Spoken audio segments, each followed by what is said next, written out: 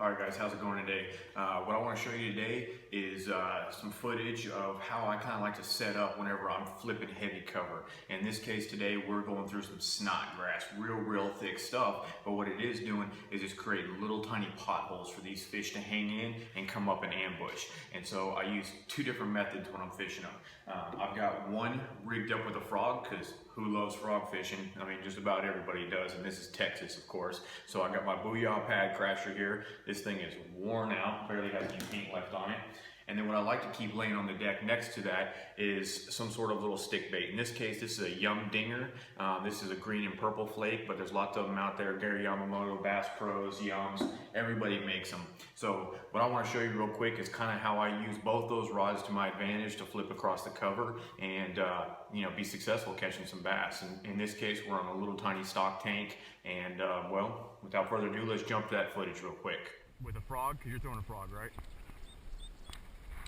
You got two ways, and I'll set up both.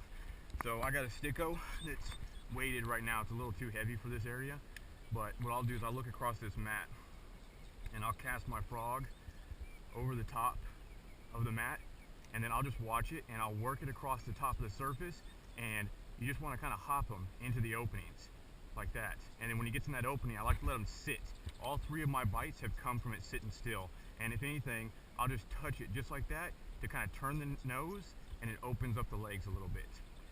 And so I'll work it through there, and a lot of times, sometimes I'll just get him to show. So I'm coming across that mat, I want to look like I just jumped and I landed, and then I'll sit there and I'll just kind of twitch it sometimes, or try to get him to turn directions, and that's a great way of doing it. So then if I don't get a response out of it that way, oh, there's bass everywhere up in here.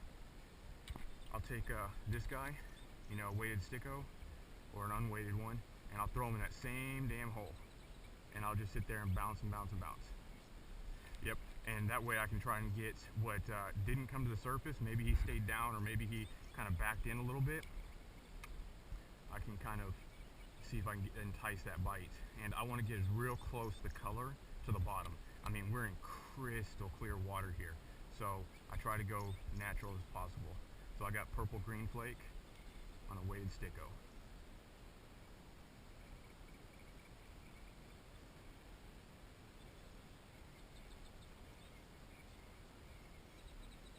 The wheat X-worms? Oh, there he is. So that's how you can do it with that.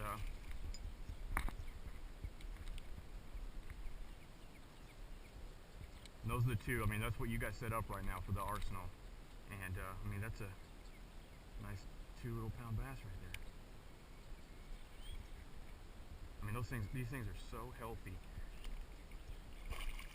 Alright, so wasn't that pretty cool, kind of getting that bass right there out of that pothole, just sitting real still. But, they'll use that cover as a canopy. And so instead of holding to the bottom, they'll hold just underneath that canopy and kind of use that as cover too, stay out of that sun and kind of ambush those baits. So I hope you got something out of that video.